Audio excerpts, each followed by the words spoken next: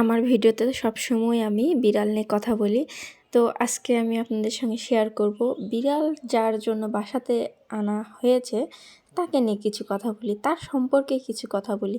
তার সম্পর্কে যদি কিছু কথা জানতে চান, শুনতে চান, অবশ্যই আমার পুরো ভিডিওটা দেখতে হবে। এই সেই ব্যক্তি যার জন্য আমার বাসাতে বিড়াল পালন করা শুরু হয়। নূর তখন অনেক ছোট্ট, প্রায় 3 বছর বয়স। তখন থেকে ও বিড়ালকে খুব ভালোবাসে, খুব।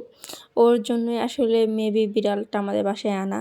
বিড়াল দেখলেও মানুষের বাসায় বিড়াল দেখলে কান্নাকাটি করে নিয়ে আসার জন্য। তো শেষ পর্যন্ত ওর বাবা একটা দেশি বিড়াল আনে দেয়। বিড়ালের বাচ্চা পাওয়ার পর থেকে ও নিজেও যে একটা বাচ্চা সেটা কোনো কথা না। ও বিড়ালের বাচ্চাকে খুব ভালোবাসতো, খুব আদর করতো, যত্ন করতো। কিভাবে কি করতে হবে, কিভাবে বিড়ালের বাচ্চা খুশি থাকবে, ও সেটা সবসময় খেয়াল রাখতো। ও যে নিজে একটা 3 বছরের বাচ্চা, ওকে তো টেক কেয়ার করতে হবে।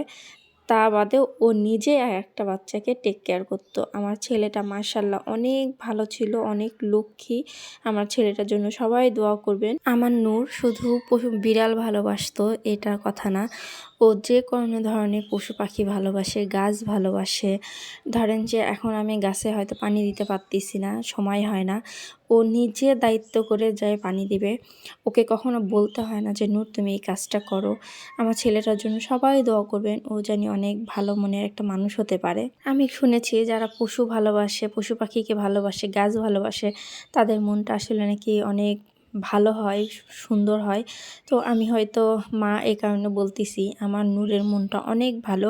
ও মানুষের কাছে বকা খাবে, ওর ফ্রেন্ডের কাছে কখনো আসে বলবে না বা ওদেরকে বকা দিবে না, মার দেবে না।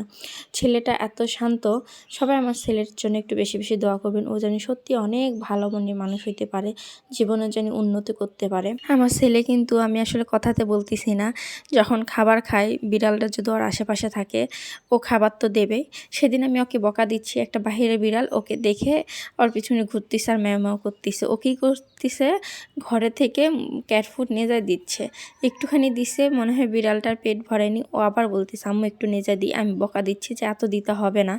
ও চুপ করে নিয়ে যায় দিচ্ছে। তাহলে চিন্তা করেন ও আসলে সত্যিই একটা পশু প্রেমিক। শুধু বিড়ালকে না, ও যখন ওর নানু বাড়ি দাদু বাড়ি যায়, যেহেতু দেখে যে গরুর ঘরে খাবার নাই, ও বলতে হবে না, ও নিজের থেকে খাবার দেবে।